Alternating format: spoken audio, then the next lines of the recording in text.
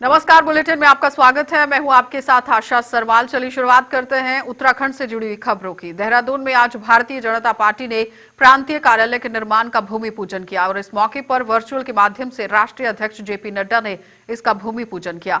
इस अवसर पर मुख्यमंत्री त्रिवेंद्र सिंह रावत भी मौजूद थे और इस अवसर पर मुख्यमंत्री ने कहा कि इस कार्यालय का निर्माण कार्यकर्ताओं के सहयोग से ही किया जाएगा। उन्होंने कहा कि इस संदर्भ में भाजपा कार्यकर्ताओं को आह्वान भी किया जाएगा कि सभी कार्यकर्ता अपनी तरफ से प्रांत कार्यालय बनाने में योगदान दें।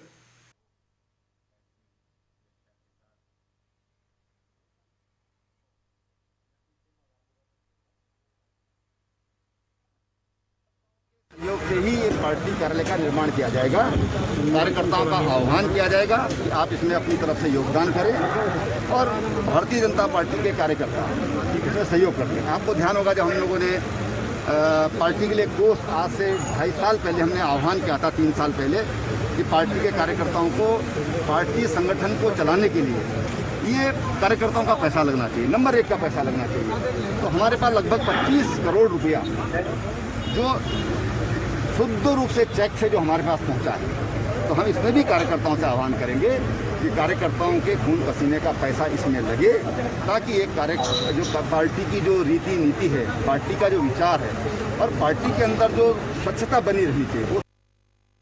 तो लालकुआं विधायक नवीन दुमका अपने विधानसभा क्षेत्र के कई धान क्रय केंद्रों का निरीक्षण कर रहे हैं और इस दौरान विधायक ने धान केंद्रों पर कई खामियां भी पाई, जिसके बाद विधायक ने अपनी नाराजगी जाहिर की और इस अवसर पर विधायक ने कहा कि धान क्रय केंद्रों को लेकर लगातार शिकायतें मिल रही थी, जिसको देखते हुए उन्होंने इन केंद्रों के निरीक्षण का फैसला किया।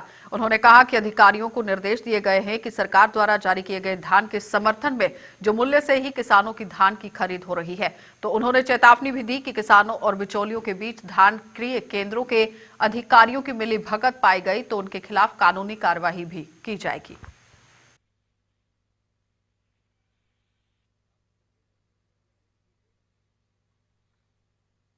केंद्र का इंचार्ज है, उसके द्वारा ये शिकायत की गई है कि मिल वाले धान का उठान नहीं कर रहे हैं। ट्रांसपोर्ट, हमारे पास ट्रांसपोर्ट की कमी नहीं है, लेकिन वो अनलोड नहीं कर रहे हैं। मैं अभी RFC और जिलाधिकारी महोदय से वार्ता करता हूँ। केंद्र सरकार 1868 रुपये धान का खरीद मूल्य दे रही है।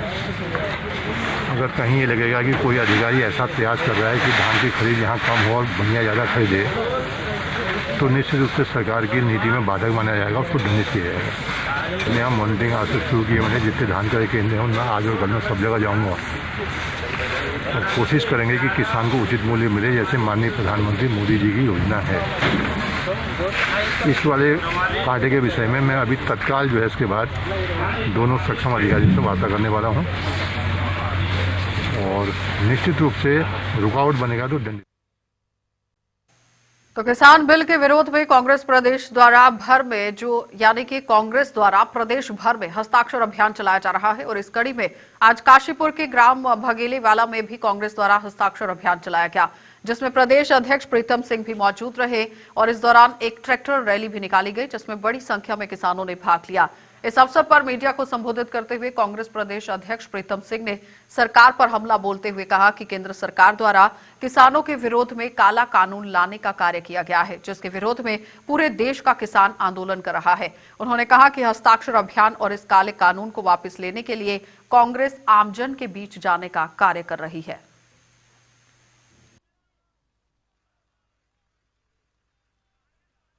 के विरोध में एक काला कानून इस देश के अंदर लागू करने का काम किया, जिसके विरोध में पूरे देश के अंदर किसान आंदोलनरत हैं। वो सड़कों पर उतर करके धरना प्रदर्शन, चक्का जाम और रेल रोकने का काम कर रहे हैं। इन विकट परिस्थितियों में राष्ट्रीय अध्यक्ष सोनिया गांधी जी ने कांग्रेस जनों का आह्वान किया है कि किसानों की इस लड़ाई में कांग्रेस किसानों के साथ लापत होने का काम करे।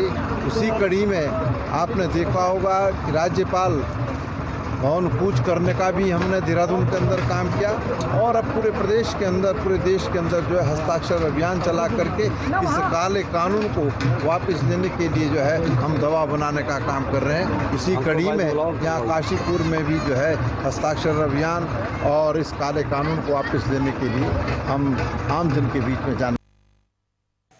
तो नेता प्रतिपक्ष इंदिरा हृदयेश ने प्रदेश की कानून व्यवस्था को लेकर सवाल उठाए हैं। उन्होंने कहा कि जब मंत्री और अधिकारियों के बीच ही असमंजस ना हो तो लॉ एंड ऑर्डर खराब होगा ही, यानी कि जब उनमें दोनों में तालमेल नहीं है तो लॉ एंड ऑर्डर की जो स्थिति है वो खराब हो जाती है। तो नेता प्रतिपक्ष ने कहा कि मंत्री अब अधिकारियों की सीआर लिखने के लिए आतुर हैं। इससे बड़ा मजाक सरकार का कुछ नहीं हो सकता, क्योंकि जब आपसी असमंजस जैसी स्थिति बन जाती है तो प्रदेश की कानून व्यवस्था नहीं सुधर सकती।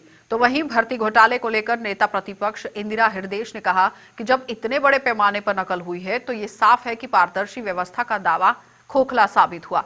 इस बात की कोई गारंटी नहीं है कि आने वाली भर्तियों में भी सरकार कुछ पारदर्शी तरीके से ही काम कर पाएगी, यानी कि पारदर्शिता होना बहुत जरूरी है, क्योंकि परीक्षा में नकल अचानक नहीं होती। जब व्यवस्था खराब हो तब ऐसे हालात पैदा होते हैं। जब मंत्री और ब्यूरोक्रेसी में लड़ाई हो, जब नौकरशाही को लेकर तरह तरह के बयान आए तो कुछ कंट्रोल में है ही नहीं, नियंत्रण में कुछ भी नहीं। लॉ एंड ऑर्डर तो अपने आप ही खराब होगा। जब मंत्री कहता हो कि हमें इनकी चरित्र पंजिका भरने की परमिशन दी जाए, तो ये अजीब अजीब बातें मैं इस बीच सुन रही हूँ, जैसे कोई अज्ञानी, नादान या बिना जानकार लोग बैठे हों। और मुझे तो अवसर मिलेगा तो मैं सदन में ये बात बोलूँगी, इस तरह खिल्ली मत उड़वाइए, इससे सरकार की खिल्ली उड़ती है, मजाक उड़ती है, मजाक उड़ रहा है। तो इसे लॉ एंड ऑर्डर कहाँ रहेगा जब नौकरशाह को लेकर मंत्री उनकी सीआर भरने के लिए बेचैन घूम रहे हैं। कि नकल ऐसी अचानक थोड़ी हो जाती है, व्यवस्था खराब होने से होती है। तो ये चाहिए, इतनी बेरोजगारी है, लोग परेशान हैं, उम्मीद लगाए बैठे रहते हैं। अब वो परीक्षा रद्द होगी तो दोबारा सही हो जाएगी, इसका क्या? जब एक बार की परीक्षा ठीक नहीं करा पाए, कोई भी भर्तियां ईमानदारी से अच्छे ढंग से हो ही नहीं रही हैं। और इस समय की सबसे बड़ी बेचैनी गार्जियंस में, लोगों में अपने बच्चों की रोजगार को लेकर है, नौकरी को लेकर है। उसके बारे में सरकार को सख्त कदम उठाना चाहिए, सख्ती करनी चाहिए और दोषी व्यक्तियों को कठोर दंड दिया जाना चाहिए।